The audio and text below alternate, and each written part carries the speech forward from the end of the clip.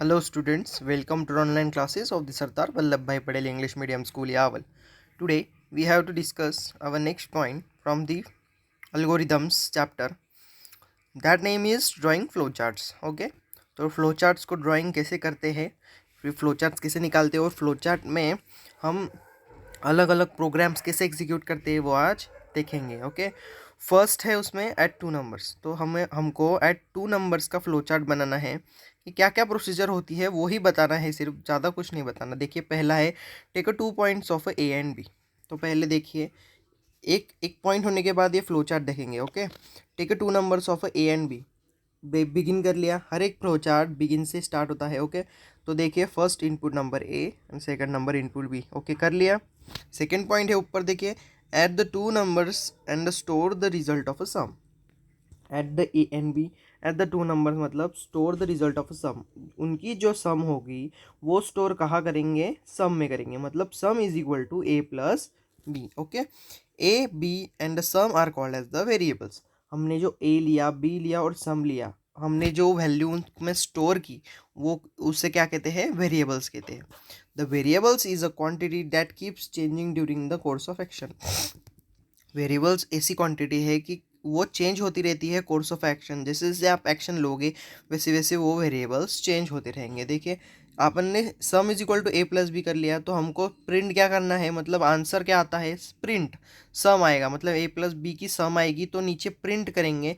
Print मतलब दिखाइए, हमको दिखाइए सम, और एंड मतलब हमको उसके टू नंबर्स के एडिशन मिल जाएगी. सेकेंड है interchange the value of two given numbers.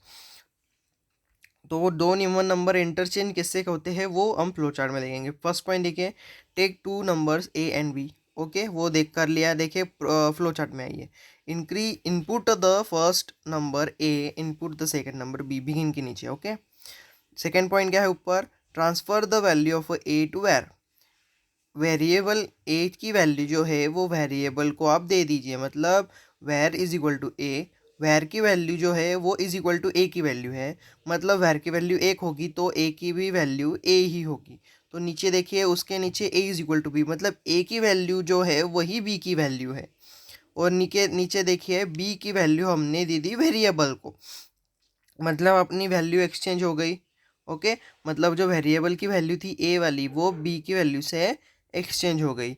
Print value of A and B, print value करेंगे ए एंड बी की वैल्यू जो एक्सचेंज हुई हुई आपको दिखाएंगे आउटपुट में, और नीचे हो गया उसका एंड. ओके, थर्ड पॉइंट है calculate the simple interest of a sum 15,000 at the rate of the 10,000 of the period of 5 years. First है देखिए, I is equal to P N R upon 100. जो सिंपल इंटरेस्ट का formula क्या है, I is equal to P R N upon 100. आपको पता ही होगा ये. Where I is the simple interest, P is the principal amount of interest, R is the simple interest, and N is the number of years. In the flow chart, I have the variables I, P, R, N, the constant value of 100. तो इसमें देखिए आपको P, R, N भी consider करना पड़ेगा, variables आपको लेने पड़ेंगे. ओके, तो देखिए यहाँ पे ले लिया, इनपुट प्रिंसिपल्स ले लिया, रेट इंटरेस्ट ले लिया, नंबर ऑफ ईयर्स ले लिया. ओके, तो कंडीशंस डालेंगे. कंडीशंस किस में आती है, कंडीशन डायमंड्स में आती है. देखिए एस और नो हमने पीछे भी देखा था कंडीशंस कैसे आती है. ओके, तो पी इज स्मॉल देन और equal to zero, question mark. S होगा तो आगे जाएगा, नो होगा तो नीचे की कंडीशन पे आएगा. R is smaller than is equal to zero, question mark. S होगा तो प्रिंट एरर पे जाएगा या नो पे जाएगा. नो पे गया तो फिर से नीचे की कंडीशन प्रिंट करेगा. नो पे गया फिर से नो पे गया, मतलब उस तीनों भी कंडीशन सेटिस्फाई करने के बाद वो I is equal to P R N upon 100. उसकी मल्टीप्लिकेशन होने के बाद या अपॉन 100 होने के बाद प्रिंट वैल्यू ऑफ आई, आई की जो वैल्यू निकली है इस इक्वेशन को सॉल्व करके वो आई की वैल्यू आ जाएगी नीचे एंड. और ये कंडीशन में देखिए एस आया आपका, या P smaller than is equal to zero, या पी ज़ीरो से स्मॉल आया इज इक्वल टू आया, तो वो एस करके प्रिंट एरर पे जाएगा. हमको क्या दिखेगा, हमको आई की वैल्यू नहीं दिखेगी, हमको प्रिंट एरर एरर करके मैसेज दिखेगा कि ये कंडीशन रॉन्ग हो रही है. वैसे ही तीनों कंडीशन का होएगा. ओके, तो नेक्स्ट प्रोग्राम है find whether the given number is odd और even. The even number is divided by 4. आपको पता ही है कि जो इवन नंबर होता है वो डिवाइडेड बाय 4 होता है. ओके, फर्स्ट देखिए, take a number num and divide it by 2। तो एक पहले नंबर दे ले लीजिए, उसको डिवाइड बाय 2 ले लीजिए, you will get the quotient, आपको क्वोशंट मिल जाएगा फिर में। तो सेकंड पॉइंट क्या है, quotient into 2 is equal to new num is equal to number of a num. मतलब न्यू नम क्या डाला है, वैल्यू ऑफ अ नंबर डाली है। Okay, if number new num is equal to 0 the number is even. हमने ये condition डाली, देखिए, इफ नंबर,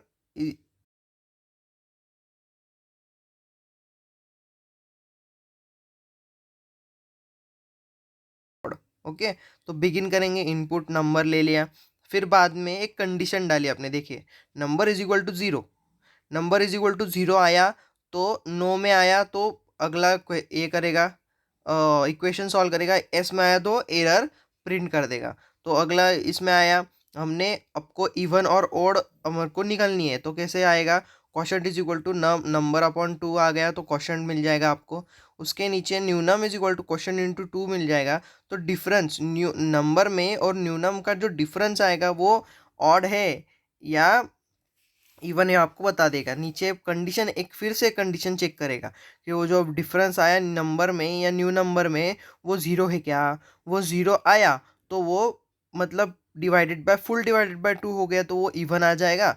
और उसमें आपको रिमाइंडर आया तो वो आ जाएगा ऑड। तो नो नो आया, डिफरेंस ज़ीरो के इक्वल आया तो S it is a print number print करेगा। नो आया तो प्रिंट ऑड नंबर प्रिंट करेगा। ओके, तो वो होने के बाद वो फ्लो चार्ट एंड हो जाएगा। देखिए, यहाँ पे कौन सा भी आपको इनपुट लेना हो, प्रिंट करना हो, वो ऐसे ही रेक्टेंगुलर शेप में आएगा, क्रॉस रेक्टेंगुलर शेप में आएगा। कौन सी भी आपको इक्वेशन सॉल्व करना है वो पूरे के पूरे एकदम एक्यूरेट रेक्टेंगल में आएगा। कौन सी भी कंडीशन आपको डालनी होगी वो डायमंड में आएंगी। ओके, नेक्स्ट है find the greater of two given numbers. तो दो नंबर में से ग्रेटर आपको शोधना है। पहला है two numbers X and Y. आपको पहले X and Y flow chart में देखिए, एक्स एंड वाई आपने कंसिडर कर लिए। सेकेंड है कंपेयर द टू नंबर्स, या कंपेयर जो करना है वो कंडीशन डाली है, आपको कंपेयर करके देखना है। तो वो कंपेयर की कंडीशन डालेंगे कि देखिए, compare X and Y is equal to, तो वो डायमंड में ले ली। तो कंपेयर की दो कंडीशन रहे, देखिए नीचे वाला थर्ड पॉइंट क्या है, if X is greater than Y print X is greater. X is greater than Y आया, देखिए फ्लो चार्ट में देखिए, X is greater than Y आया तो क्या प्रिंट करेगा, print X is greater. Okay, और नहीं, जो दूसरी कंडीशन इधर डाली है राइट साइड में, Y is X is greater than, X is smaller than Y,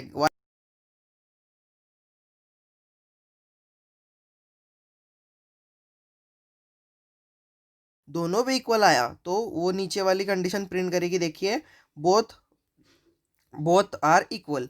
equal करने के बाद वो जो ग्रेटर आई थी वाई की और एक्स की वैल्यू वो इक्वल हो गई और वो प्रोग्राम एंड हो जाएगा। ये देखिए, आपको यही सिंपल देखना है कि कौन से कंडीशंस या कौन सी इक्वेशंस या कौन से हम कंसिडर करते हैं वेरिएबल, वो किस किस बॉक्स में लिखने हैं ये आपको जानना है इसमें।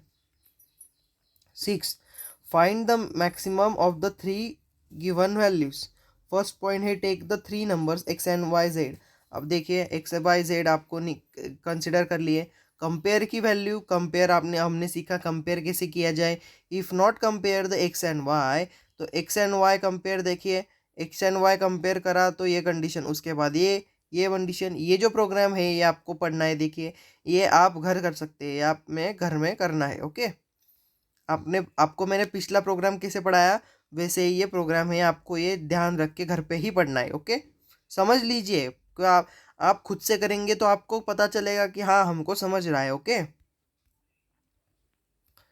7 पॉइंट है find the maximum from the largest set of number. आपको इस प्रोग्राम में लार्जर सेट दिया है, एक नंबर दिए हैं बहुत सारे, उसमें क्या आपको मैक्सिमम शोधना है, ढूंढना है।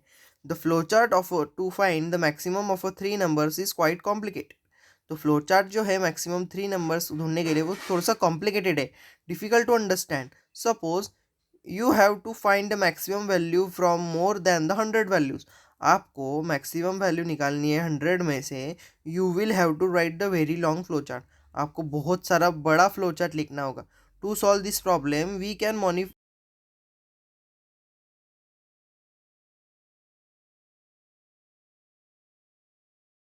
और 6 में आप मैंने जो आपको घर पे पढ़ने के लिए वहाँ पे दिया है देखिए। लेकिन फिर से भी आप मैक्स का नंबर ढूंढेंगे यहाँ पे। Begin total number of n निकालेंगे, मतलब जितने भी नंबर लेने हैं। Max is equal to 0, count is equal to 0। हमने कंसिडर कर लिया पहले ही कि मैक्स 0 है, काउंट 0 है। ओके, तो नीचे आएंगे, इनपुट नंबर नंबर लेंगे नंबर का। ओके, तो अपन को count is equal to count plus 1। तो हमने कंडीशन डाली यहाँ पे, एक इक्वेशन डाला कि count is equal to count plus 1। Okay, तो हमने काउंट की वैल्यू स्टोर कर ली। नम इज ग्रेटर देन और इक्वल टू मैक्स। हमने कंडीशन क्या डाली, नम जो है वो मैक्स के इक्वल टू है या उससे बड़ा है। एस में आया तो max is equal to number आ जाएगा। नो में आया तो नीचे की कंडीशन सेटिस्फाई करेगा, count is smaller than is equal to N question mark. Okay, yes में आया तो फिर से वो नंबर टेक करेगा, और नो आया तो मैक्स प्रिंट करेगा और वो फ्लो चार्ट एंड कर देगा। In this flow chart n is the total number of values and number is the input number. Compare the count with n. If the condition is true, go back and repeat the process and sending the new numbers. Okay, हमने पढ़ा देखिए, count greater than is equal to n आया तो s में आएगा और फिर से ये कंडीशन वैसे ही सेटिस्फाई करेगा। This process of reporting certain steps of flow chart is called as the looping. ओके, इसको क्या कहते हैं, लूपिंग कहते हैं। तो rules to draw the flow chart, think about the problem and identify the input, desired outputs and the possible constraint। आपने पहले आपको प्रॉब्लम जो है वो यहाँ पे देखना है, आइडेंटिफाई करना है इनपुट्स में, या आपका आउटपुट कैसे आएगा कंस्ट्रेंट यूज़ करके वो आपको देखना है। Do not give details in the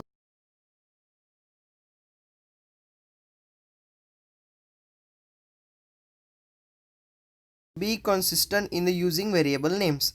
आपको वेरिएबल्स नेम जो है वो कंसिस्टेंटली यूज़ करना है, अलग अलग नहीं करेंगे। The sequence of the drawing of a flow chart should be the left to right and top to bottom. आपकी जो फ्लो चार्ट लिखने की जो सीक्वेंस होगा वो लेफ्ट टू राइट या टॉप टू बॉटम ही होगा। 6 है, avoid intersection of a flow lines with the by the connectors. वो जो कनेक्टर से फ्लो लाइन्स जो है वो आप अवॉइड कर सकते हो। If the flow chart exceeded 1 page, use connectors. तो फ्लो चार्ट एक पेज से ज़्यादा जाएगा तो आप कनेक्टर्स यूज़ कर सकते हो। Advantages of the flow chart, it is easy to understand and the graphical representation of the process rather than the reading the entire process. Easy process है, ग्राफिकल रिप्रेजेंटेशन से आपको सब पता चल जाएगा, या पूरा का पूरा रीडिंग प्रोसेस से आपको ये ईजी लगेगा। It is the convenient aid to write the computer instruction. ये जो कंप्यूटर इंस्ट्रक्शंस का सबसे ईजी तरीका है लिखने के लिए। It becomes easy to review and step makes correction if necessary. आपको वहाँ पे स्टेप जो लिखेंगे आप, वो कनेक्शन करेंगे आप, वो ईजी टू इरेज या ईजी टू मॉडिफाई है। Comparison of a different methods of solving a programs become the very easy. जो कंपैरिजन है डिफरेंट मेथड सॉल्विंग प्रॉब्लम में, वो जो वेरी इजी रहेगा। डिसएडवांटेज क्या है, तो डिसएडवांटेजेस है, drawing a flow chart of a large complex program is a time consuming and boring. तो बड़े बड़े प्रोग्राम को जो फ्लो चार्ट लिखना होता है वो टाइम कंज्यूमिंग एंड बोरिंग होता है। Since the flow chart consist of the symbols, any change of the modification in the program will be the need of a flow chart to be drawn. तो कुछ भी modification flow chart में रहा तो पूरे के पूरे फ्लो चार्ट की कंडीशन जो है वो रिप्रेजेंटेशन बदल जाता है। There are the no set standard specifies the details of the data should be shown in the flow chart. तो जो स्टैंडर्ड रहता है फ्लो चार्ट में आपने डाटा दिया हुआ, उसका वो जो फ्लो चार्ट में आपने डाटा दिया हुआ वो स्टैंडर्ड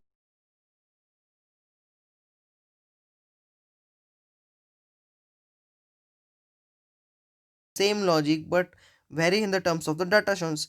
आपने जो फ्लो चार्ट में डेटा दिया हुआ है वो कभी कभी प्रॉब्लम भी सेम लॉजिक से प्रॉब्लम सॉल्व हो सकता है, लेकिन वो जो डेटा दिया हुआ है वो डेटा से हम हमेशा ही उस प्रोग्राम के रिस्पेक्टिवली हमको आउटपुट मिलेगा ही, ऐसे नहीं होता। हर एक टर्म्स के हिसाब से वो बदलता रहता है। ओके, सो इसका जो एक्सरसाइज है सिंपल से और टिक मार्क्स एमसीक्यू है, वो आप घर भी कर सकते हो, तो आपने घर में करना चाहिए वो। ओके, सो नेक्स्ट लेक्चर हम अगले लेक्चर में पढ़ेंगे next chapter. Okay, so thank you.